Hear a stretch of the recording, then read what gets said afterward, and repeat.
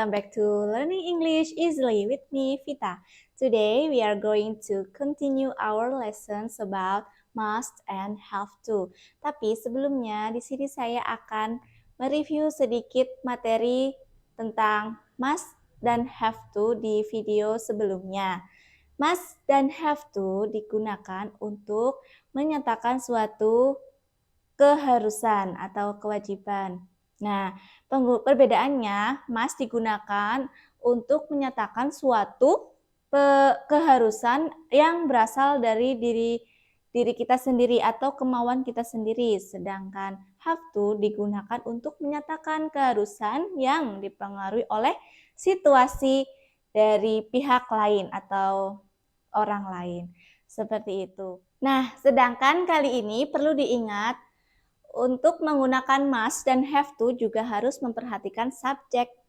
Di sini, must digunakan oleh subjek they, we, I, you, he, she, it. Semua subjek. Have to digunakan oleh they, we, I, you. Dan has to, he, she, it. Oke, jadi have to dan has to itu sama. Harus. Must, have to, has to berarti artinya itu harus atau kewajiban dalam bentuk positif, kalimat positif. Nah, bagaimana dengan bentuk kalimat negatif? Yuk kita cek di sini. Dalam kalimat negatif, must menjadi must not or mustn't yang berarti larangan. Sedangkan have to menjadi negatif, do not have to, does not have to adalah berarti saran. Di sini kita menggunakan does not apabila subjeknya he, she, it. Dan menggunakan do not apabila subjeknya they, we, I, you. For example, you must not drink the alcohol. Kamu dilarang minum alkohol. Nah, kalimat ini adalah merupakan larangan. Must not.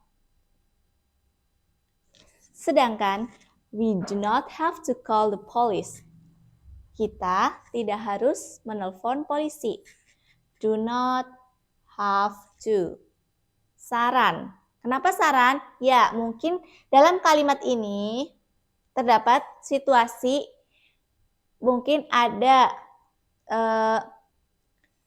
seorang ayah atau ibu yang kehilangan anaknya tapi belum dalam waktu 24 jam.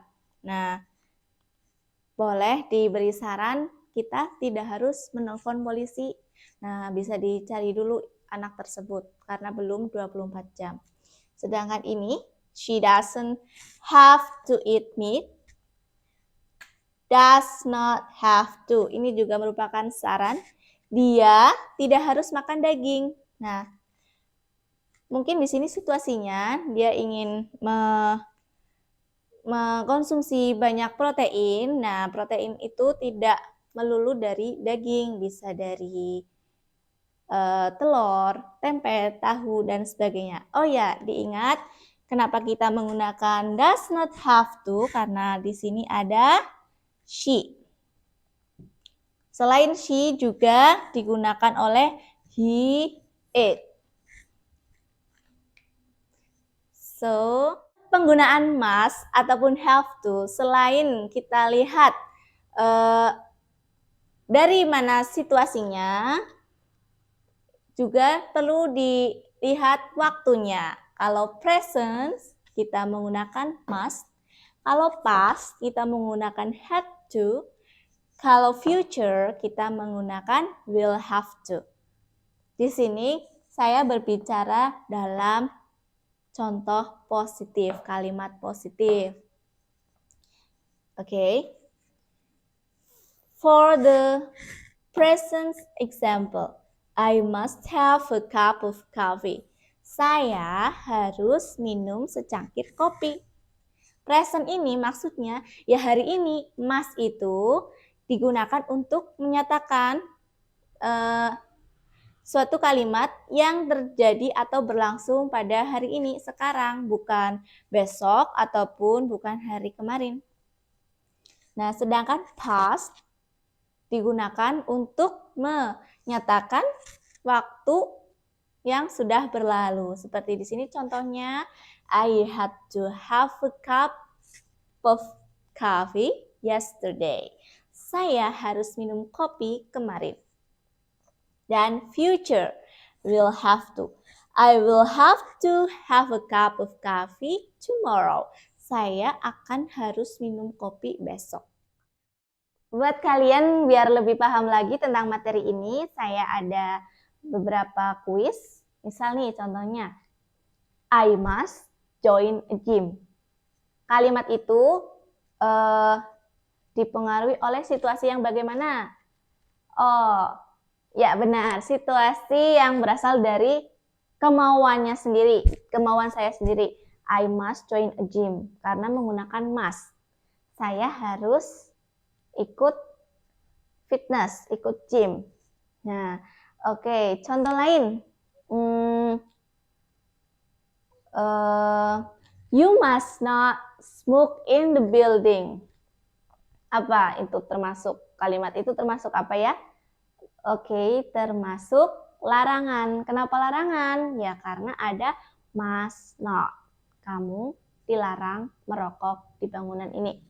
Oke, terus nih contoh lagi nih, satu lagi ya. You bla bla bla have to go to doctor tomorrow. Ada tomorrow nih, berarti bla bla blanya kita isi dengan ya will. You will have to go to doctor tomorrow karena bentuk future. Kamu akan harus pergi ke dokter besok. Finally, that's all enough. Thank you.